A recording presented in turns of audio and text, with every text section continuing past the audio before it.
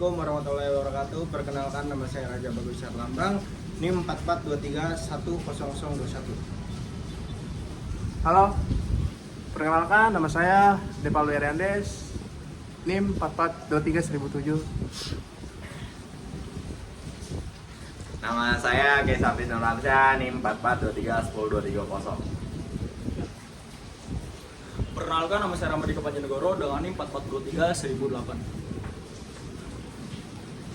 Perkenalkan, nama saya Muhammad Fajar, NIM nomor induk mahasiswa saya 4423102998. Perkenalkan, nama saya Diki Ramapala dengan NIM 44231080. Nah, di sini nih yang pertamanya ada hak atas tanah. Hak atas tanah ini ada hak milik, hak pakai, hak sewa bangunan, hak guna usaha, dan hak pakai. Ya oke, di sini ada prinsip-prinsip hak atas tanah. Yang pertama, prinsip nasionalisme. Tanah adalah milik negara dan hanya dapat dimiliki oleh warga negara Indonesia. Itu yang pertama. Yang kedua, prinsip kepemilikan. Hak atas tanah hanya dapat dimiliki oleh satu orang atau badan hukum. Yang ketiga, prinsip penggunaan. Tanah harus digunakan untuk kepentingan yang sesuai dengan peraturan perundang-undangan. Yang keempat, prinsip kepentingan umum. Tanah dapat diambil oleh negara untuk kepentingan umum dengan memberikan ganti rugi yang layak. Terima kasih. Terus selanjutnya ada sumber hukum hak-hak tanah. Yang pertama itu ada Undang-Undang Nomor 5 Tahun 1960 tentang Peraturan Dasar Pokok-pokok Agraria. Yang kedua, Peraturan Pemerintah Nomor 18 Tahun 2021 tentang pemilikan tanah oleh orang asing. Yang ketiga, Peraturan Menteri Agraria dan Tata Ruang atau Kepala Badan Pertahanan Nasional Nomor 18 Tahun 2021 tentang pemilikan tanah oleh warga negara asing. Sekian. Oke, berikutnya akan dijelaskan oleh saya. Pengen punya rumah sendiri buat ngadain pesta barbecue tiap tahun atau akhir pekan, atau mungkin punya kebun sendiri buat tanam cabai rawit. Nah, tenang, punya tanah itu nggak sesulit yang kamu bayangkan kok. Kenapa sih penting banget punya tanah? Yang pertama tuh harga tanah terus naik ya, apalagi untuk tahun-tahun kedepannya itu bakal lebih wah harganya. Soalnya kita Gen Z tuh harus banget punya tuh. Sekarang kan mahal ya. Nah, terus harga tanah lagi naik terus. Sekarang nggak mulai nyari. Harga tanah lagi naik terus nih. Kalau sekarang nggak mulai nyari, nanti nyesel deh. Terus cara dapetinnya gimana sih? Nggak ribet kok. Kayak beli aja, kayak beli online gini, belanja. Cuman kita belanjanya beli tanah. Tinggal tanda tangan di notaris, selesai. Yang kedua itu dapat warisan. Nah, ini nih.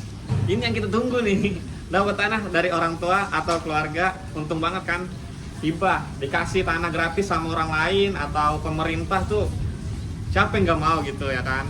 Terus syarat-syaratnya apa aja sih buat jadi sultan tanah? Yang pertama itu harus warga negara Indonesia. Terus yang kedua waras. Nah ini kalau gila nggak bisa ya. Udah cukup umur 21 tahun. Tadi juga kenapa waras? Karena maksudnya tuh punya kapasitas hukum buat keputusan sendiri ya. Terus punya dokumen lengkap seperti KTP, KK, akta. Terus pokoknya dokumen lengkap lah, surat-surat tanah lainnya lah. Terus prosesnya gimana sih? Prosesnya tuh sebenarnya ya ada tahapan-tahapannya sendiri. Yang pertama tuh ajukan permohonan, datang ke kantor pertanahan, bawa semua dokumen-dokumennya tuh segala macam. Terus yang kedua pemeriksaan. Nanti petugas bakal ngecek tanah kamu. Ini tanah kamu beneran atau bukan gitu. Terus berikutnya pengukuran tanah. Tanah kamu diukur nih biar tahu luasnya seberapa, luas lebarnya lah. Yang intinya biar gak memakan tanah atau hak orang lain. Terus berapa sih biaya yang harus disiapkan buat ngurus kepemilikan tanah ini tentunya nggak gratis, ada biaya buat ngurus semua prosesnya. Tergantung lokasi harga tanah di Jakarta kan sama di desa beda ya. Maksudnya pokoknya beda lah, secara UMR juga beda. Terus konsultasiin dulu nih, tanya sama notaris atau agen properti. Kalau bingung cek peraturan lokal ya, seperti kayak cek peraturan lokal daerah yang kamu beli. Terus simpan semua bukti-bukti, jangan sampai hilang. Punya tanah itu mudah asal tahu caranya dan gampang kan?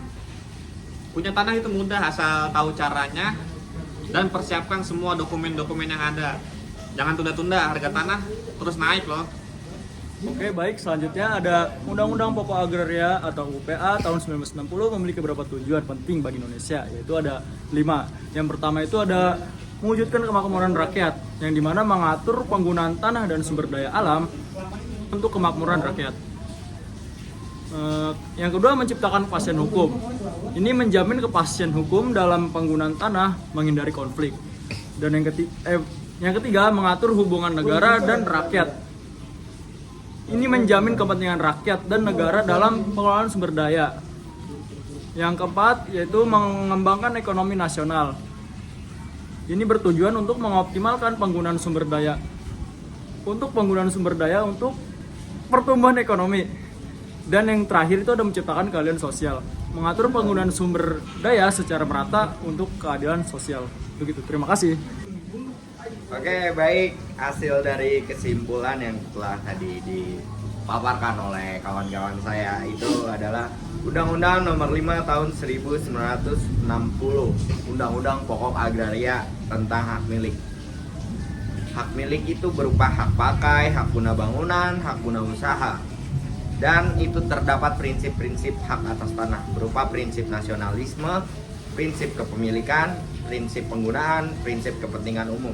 Dan cara memperoleh haknya yaitu dengan cara pembelian, dengan cara dikasih warisan, dengan cara dihibahkan, pemberian, serta pengalihan hak. Syarat-syarat mendapatkannya yaitu adalah berwarga negara Indonesia, berumur, kapasitas hukum, serta dokumen. Oke, sekian dari saya kesimpulannya. Wajar buka HP karena manusia bukan nabi, Bo. Singkat saja. Wassalamualaikum warahmatullahi wabarakatuh.